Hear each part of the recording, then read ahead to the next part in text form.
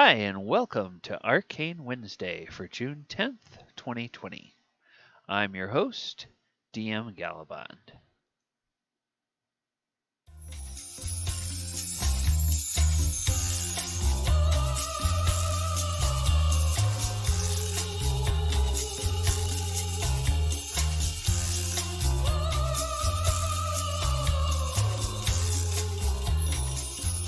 Hey, alright, today on Arcane Wednesday, we are going to take a look at the second level arcane spell Blindness, Deafness.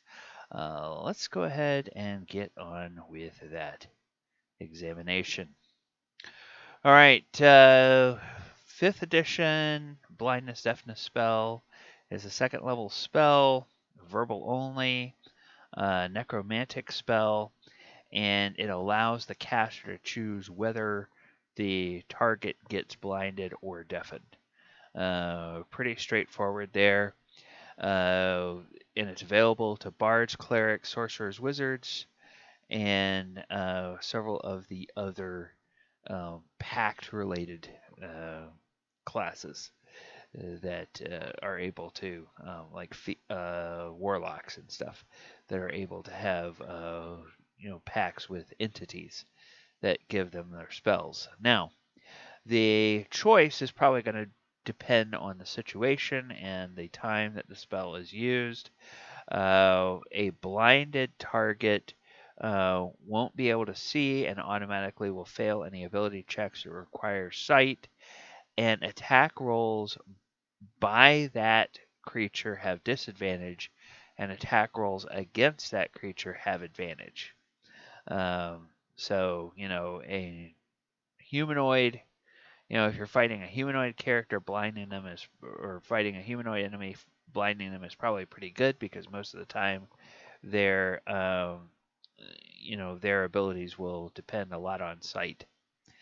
Now, a deafened creature can't hear and automatically fails any ability checks that require hearing. So, if you know that if you know that an enemy you're fighting has like the blind sight ability, and that ability is based on something like echolocation, well then deafening that enemy could be pretty cool. Or because it's a duration of a minute and it's not a permanent thing, you might use it outside of combat to do something like, if you don't want somebody to hear a private conversation that you're having with another PC or another NPC, you might ask another party if they would permit deafness to be cast on them, so that you could have a conversation and they wouldn't be able to hear it.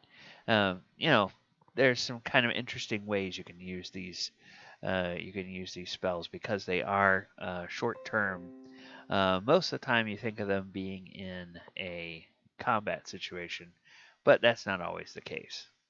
Well, now let's look back at the history of this spell, and this spell goes all the way back to AD&D. And in AD&D, there were actually two separate spells that were given to illusionists.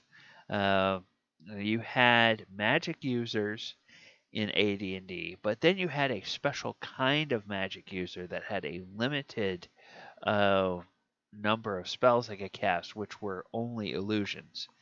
And so blindness would be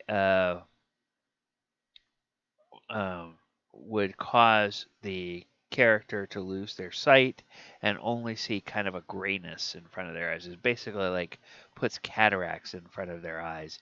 And the cure spells do not remove that. It has to be removed by either a dispel magic or the original caster has to take that off. So that's one interesting thing. And of course, it's permanent in the case of AD&D.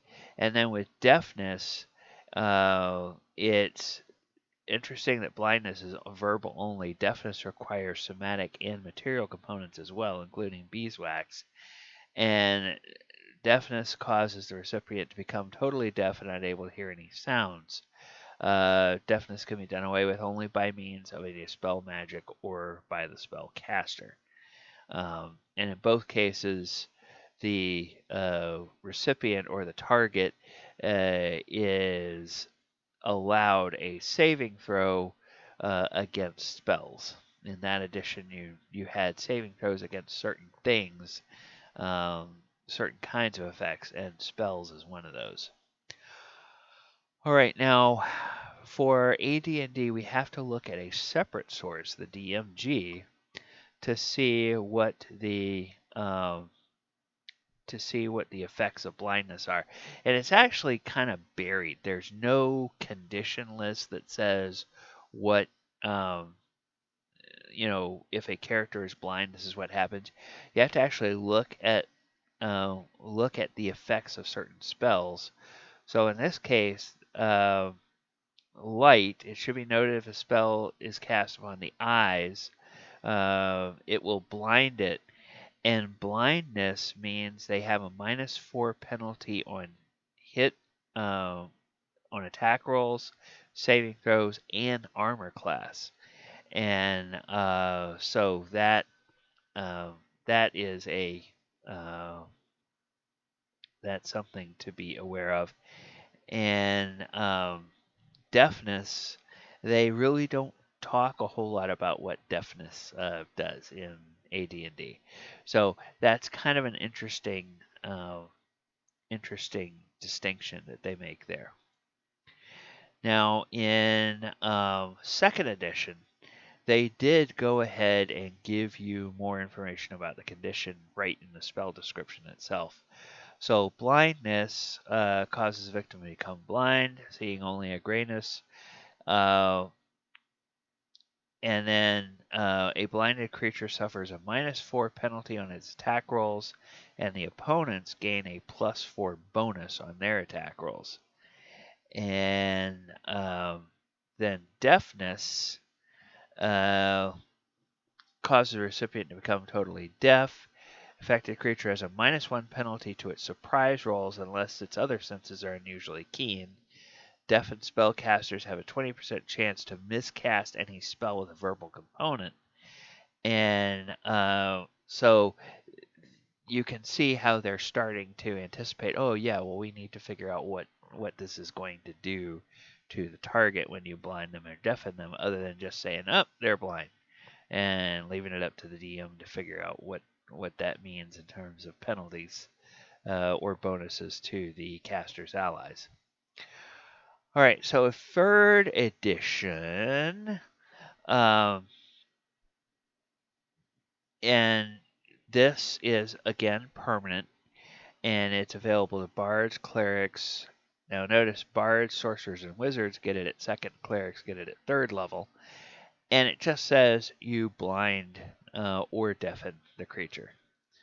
So in the DMG, you have to go to the third edition DMG, and a character cannot see. It's a -2 penalties to armor class, loses all their dexterity bonus to AC, moves at half speed, and takes a -4 penalty on search checks, and on most strength and dexterity skill-based checks. All checks and activities that rely on vision, such as reading and spot checks, automatically fail, and all opponents are considered to have total concealment, 50% mischance to the blinded character. So then it talks about how if a character stays blind for a long time, they can start to overcome some of that. So then it leaves it up to the DM to decide as time goes on if they're going to adjust any of those penalties. And for deafen, a deafened character can't hear, -4 penalties on initiative checks, automatically fails listen checks, and has 20% chance of spell failure when casting spells with verbal components. And then in original D&D and in 4th edition, the blindness and deafness spell does not exist. All right, well, that is going to do it for our discussion of blindness and deafness today. If you like what we're doing here on this channel, please go ahead and subscribe. and ring the bell. If you ring the bell, that'll let you know every time we post a new video to the channel. Also, if you have used or seen a clever use of the blindness deafness spell from 5th edition or any other previous edition, go ahead and leave that in the comments. And in the description of the video down below, you'll find information on all of the ways that you can follow me on social media and what I'm doing over on my Twitch channel, as well as the different things that I have going on. All right. Thank you very much for spending your time here today. Hope to see you again tomorrow. Take care, and we will talk to you later. Good night, everybody.